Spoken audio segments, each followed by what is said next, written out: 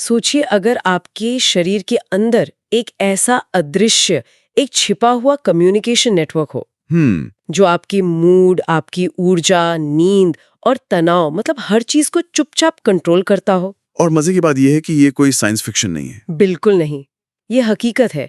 ये हमारे शरीर का ग्रंथियों यानी ग्लैंड्स का सिस्टम है। हाँ, और ये नेटवर्क इतना शक्तिशाली है कि इसकी एक छोटी सी गड़बड़ी भी हमारे पूरे दिन को अच्छा या बुरा बना सकती है। तो आज हम इसी अदृश्य दुनिया की गहराई में उतरने वाले हैं। बिल्कुल। हम समझेंगे कि ये ग्रंथियां क्या हैं, ये कैसे काम करती हैं और सबसे जरूरी बात, हम इन्हें अपने स्वास्थ्य के लिए कैसे बेहतर बना सकते हैं। हमारे पास जो स्रोत हैं वो बहुत दिलचस्प हैं।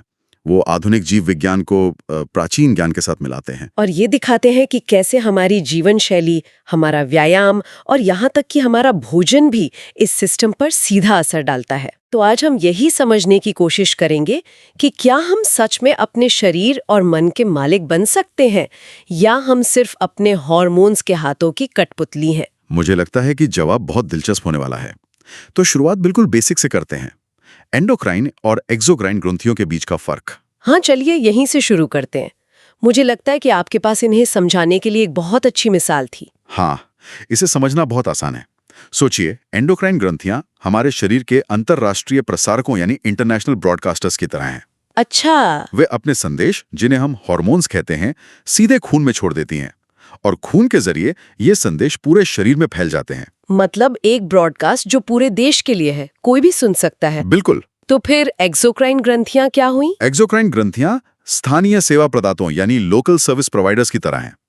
वे अपना सामान सीधे एक खास पते पर पहुंचाती हैं। डक्ट्स के जरिए, नलिकाओं के जरिए। एकदम सही, जैसे पसीना, लार, आंसू या पाचन के लिए निकलने वाले एंजाइम। ये सब किसी खास जगह पर खास काम के लिए निकलते हैं। तो एक सिस्टम पूरे शरीर से बात कर रहा है और दूसरा एक खास लोकेशन पर डिलीवरी कर रहा है। ये तो बहुत साफ है, पर क्या कोई ऐसा भी है जो दोनों काम करता हो? यही तो शरीर की खूबसूरती है। कुछ अंग दोनों भूमिकाएं निभाते हैं। पैंक्रियास यानी अग्न्याशय इसका सबसे बेहतरीन उदाहरण है। ओह। जब ये खून में इंसुलिन छोड़ता है ताकि शुगर का लेवल कंट्रोल हो सके, तो ये एक एंडोक्राइन काम कर रहा होता है। लेकिन जब यही पैंक्रियास पाचन के लिए एंजाइम बनाकर एक डक्ट के जरिए छोटी आंत में भेजता है, तो ये एक एक्सोक्राइन काम कर रहा होता है। वाह, मतलब ये शरीर के सबसे बेहतरीन मल्टीटास्कर्स में से एक है, कह सकते हैं। और संतुलन की बात चली है तो हार्मोन से बेहतर उदाहरण क्या होगा?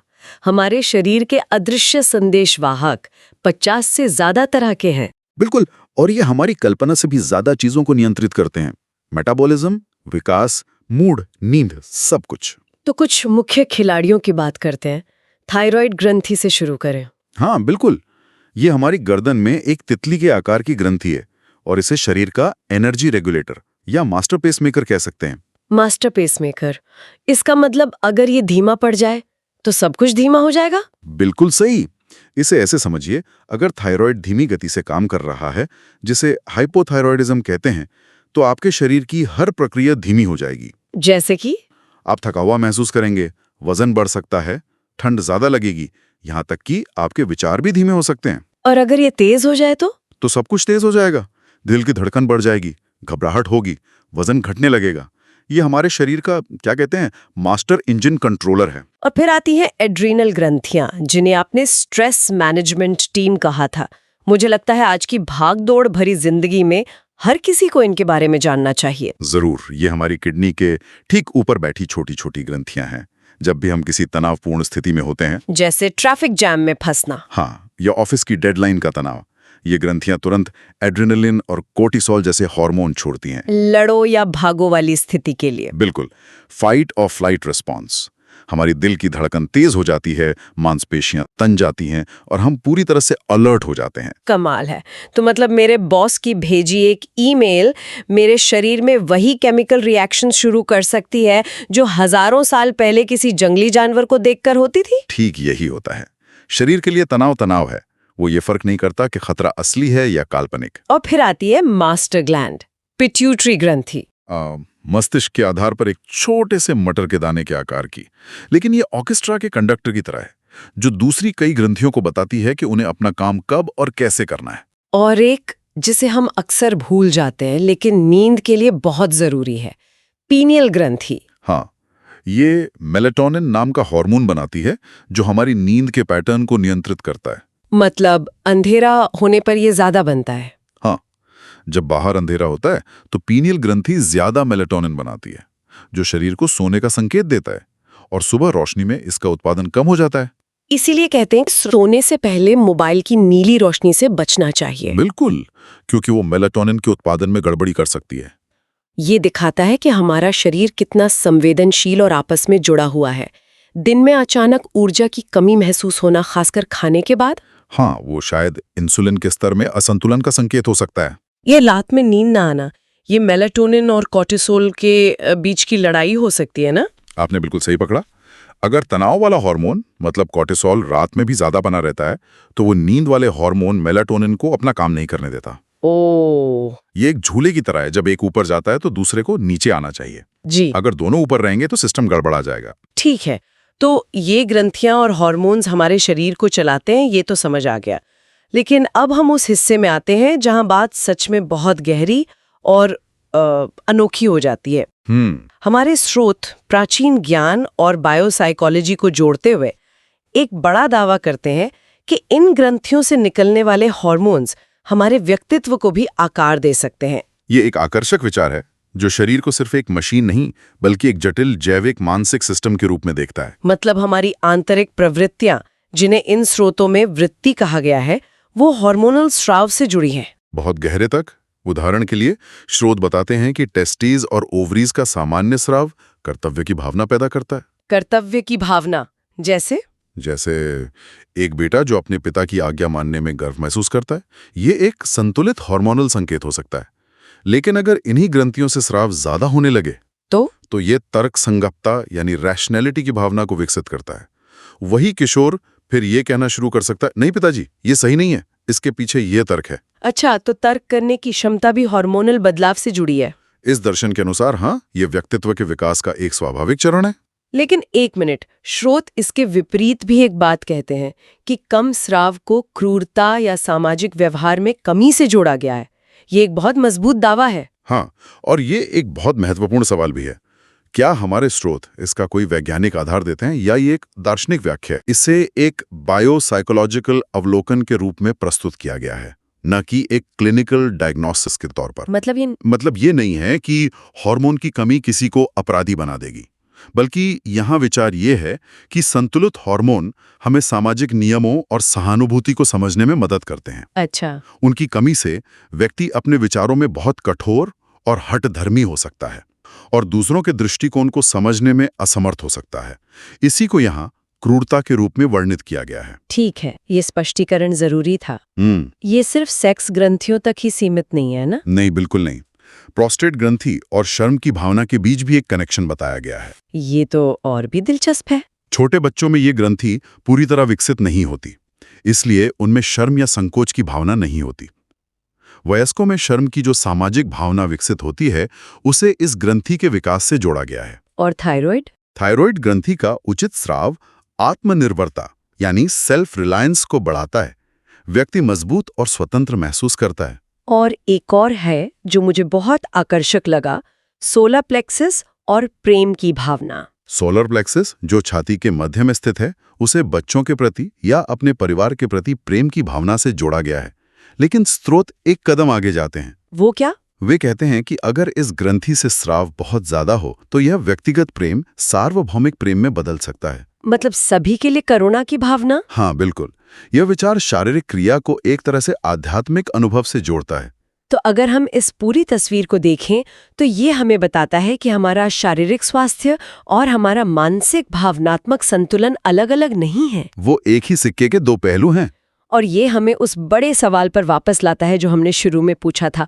अगर हमारी भावनाएं हार्मोन से इतनी प्रभावित होती हैं, तो क्या हम सच में अपने नियंत्रण में हैं? और इसका जवाब बहुत ही सकारात्मक है। हाँ, हम हैं।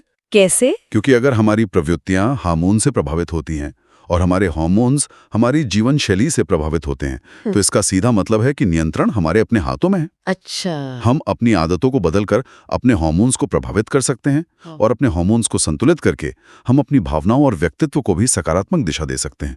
हम कठपुतली नहीं बल्कि संचालक बन सकते हैं। बिल्कुल। और यहीं से ये सारी जानकारी सिर्फ ज्ञान न रहकर एक प्रैक्टिकल टूल बन जाती है। एकदम। तो चलिए अब उन तरीकों पर बात करते हैं जिनसे हम ये नियंत्रण हासिल कर सकते हैं। व्यायाम से शुरू करते हैं। आपने इसे एक लाभकारी तनाव कहा था, ये क्या है? जब हम व्यायाम करते हैं तो शरीर थोड़े समय के लिए एड्रेनालिन और कॉर्टिसोल जैसे तनाव हार्मोन छोड़ता है। ये एक छोटा सा कंट्रोल तनाव है, लेकिन जब हम नियमित रूप से ऐसा करते हैं तो हमारा शरीर इस तनाव को संभालने में बेहतर हो जाता है। इसका नतीजा ये होता है कि जब असल जिंदगी में कोई बड़ा तनाव आता है तो हमारा शरीर उसे ज्यादा शांति से संभाल पाता है। तो वो जो वर्कआउट के बाद एक शांति और ताजगी महसूस होती है, वो असल में हमारे हार्मोन्स का संतुलन में वापस आना है। ठीक यही। इसके अलावा नियमित व्यायाम इंसुलिन संवेदनशीलता में सुधार करता है। मतलब हमारा शरीर शुगर को बेहतर तरीके से इस्तेमाल कर पाता है। बिल्कुल। और स्ट्रेंथ ट्रेनिंग खास तौर पर ग्रोथ हार्मोन और टेस्टोस्टेरोन को बढ़ाती है, जो मांसपेशियों की मरम्मत और ऊर्जा के लिए बहुत जरूरी हैं। व्यायाम के अलावा हमारे स्रोतों में योग पर बहुत जोर दिया गया है और इसे सिर्फ एक तरह का व्यायाम नहीं माना गया है। नहीं, योग इससे कहीं ज्यादा गहरा है। योग ग्रंथियों को सीधे उत्तेजित करने के लिए मैकेनिकल दबाव, खिंचाव और रक्त प्रवाह का उपयोग करता है। ये एक बहुत ही लक्षित दृष्टिकोण है। मतलब ये सिर्फ मांसपेशियों को खींचने के बारे में नहीं है, ये असल में हमारे आंतरिक अंगों की मालिश करने जैसा है। एकदम सही कहा आपने। कमाल है। तो क्या कुछ खास आसन है जो खास ग्रंथियों को लक्षित करते हैं? हाँ बिल्कुल। थायराइड ग्रंथि के लिए सर्वांगासन यानी शोल्डर स्टैंड और मत्स्यासन यानी मछली मुद्रा बहुत प्रभावी माने जाते हैं। क्योंकि वो गर्दन के क्षेत्र में रक्त के प्रवाह को बढ़ाते हैं। हाँ, जिससे थायराइड ग्रंथि को पोषण मिलता है और वो बेहतर काम करती है। और हमारी स्ट्रेस मैनेजमेंट टीम यानी एड्रेनल ग्रंथियों के लिए? उनके लिए आगे झुकने वाले आसन जैसे पादा हस्तासन बहुत फायदेमंद है। ये आसन नर्वस सिस्टम को शांत करते हैं। और बालासन यानी बाल मुद्रा तो तनाव कम करने के लिए रामबाण है। और पैंक्रियाज के लिए, जो इंसुलिन के लिए इतना महत्वपूर्ण है? उसके लिए मत्स्येंद्रासन यानी रीढ़ की हड्डी को मोड़ने वाली मुद्रा बहुत प्रभावी है। जब हम अपनी रीढ़ को मोड़ते हैं तो ये हमारे पेट के सभी अंगों की मालिश करता है, जिसमें पैंक्रियाज भी शामिल है। कहते हैं कि असली लड़ाई तो किचन में लड़ी जाती है। हमारे स्रोत भोजन और हार्मोन्स के बीच क्या कनेक्शन बताते हैं? ये विचार इस गहरी मान्यता पर आधारित है कि हम वही बनते हैं जो हम खाते हैं, और ये सिर्फ एक कहावत नहीं है। तो ये सेंशिएंट या सात्विक खाद्य पदार्थ कौन से हैं? इनमें वे सभी चीजें आती हैं जो जीवन और ऊर्जा से भरपूर हैं। ताजे फल, सब्जियां, साबुत अनाज और दूध। कहा जाता है कि ये सेंशिएंट कोशिकाएं बनाते हैं। और ये कोशिकाएं मानसिक स्पष्टता और संतुलन को बढ़ावा देती हैं। हाँ, इसके विपरीत है स्टैटिक यानी तामसिक खाद्य पदार्थ। इनमें मांस, प्याज, लहसुन और बासी भोजन शामिल हैं। एक मिनट, प्याज और लहसुन, उन्हें तो सेहत के लिए अच्छा माना जाता है। हाँ, आधुनिक पोषण विज्ञान के अनुसार वे अच्छे हैं, लेकिन इन स्रोतों के दर्शन के अनुसार वे तंत्रिका तंत्र को बहुत ज्यादा उत्तेजित करते हैं, जिससे मन में बेचैनी और अशांति पैदा हो सकती है। अच्छा। इसलिए जो लोग मानसिक शांति और ध्यान की तलाश में हैं, उन्हें इनसे बचने की सलाह दी जाती है। विचार ये है कि ये शरीर में जड़ता या सुस्ती पैदा करते हैं। और यहाँ एक बहुत ही शक्तिशाली विचार आता है, मानव कोशिका के जीवन काल का। हाँ, ये इस पूरी पहेली को एक साथ जोड़ता है। एक औसत मानव कोशिका का जीवन काल लगभग 21 दिनों का होता है। मतलब हर 3 हफ्तों में हमारा शरीर खुद को बड़े पैमाने पर नवीनीकृत करता है। बिल्कुल। स्रोत ये दावा करते हैं कि यदि कोई व्यक्ति लगातार 21 दिनों तक पूरी तरह से सात्विक आहार का पालन करता है, तो शरीर अपनी पुरानी सुस्त कोशिकाओं को नई, जीवंत, सेंशिएंट कोशिकाओं से बदल सकता है। तो आप कह रहे हैं कि 21 दिनों तक सही खाने से मुझ में से सचमुच एक चमक आ सकती है। ये तो किसी भी ब्यूटी प्रोडक्ट से बेहतर सौदा लगता है। एक तरह से हाँ।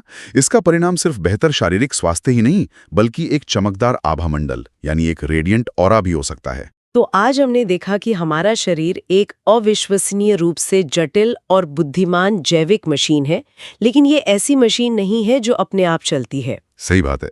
हम अपनी जीवन शैली, अपने व्यायाम और अपने आहार के माध्यम से इसके ड्राइवर बन सकते हैं, इसके संचालक बन सकते हैं। बिल्कुल।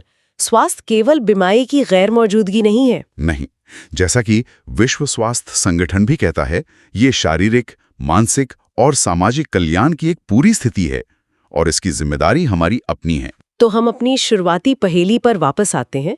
क्या हम हार्मोन्स की कठपुतली हैं या अपने शरीर के मालिक? लगता है जवाब ये है कि हम कठपुतली के रूप में शुरुआत कर सकते हैं, लेकिन डोरियां हमारे ही हाथों में होती हैं। हमें बस उन्हें थामना सीखना है। और ये हमें आज की चर्चा के अंतिम विचार पर लाता है। अगर हम अपने आंतरिक संतुलन को इतनी सजगता से साध सकते हैं, अपने भोजन, अपनी गति और अपनी सांसों के माध्यम से, तो जरा सोचिए, हमारे आसपास की दुनिया में एक अधिक संतुलित और सामंजस्यपूर्ण समाज बनाने में योगदान करने की हमारी क्षमता कितनी होगी। ये विचार सिर्फ व्यक्तिगत स्वास्थ्य से आगे बढ़कर सामूहिक कल्याण की ओर ले जाता है, क्योंकि एक स्वस्थ और संतुलित व्यक्ति ही एक स्वस्थ और संतुलित समाज की नींव बन सकता है।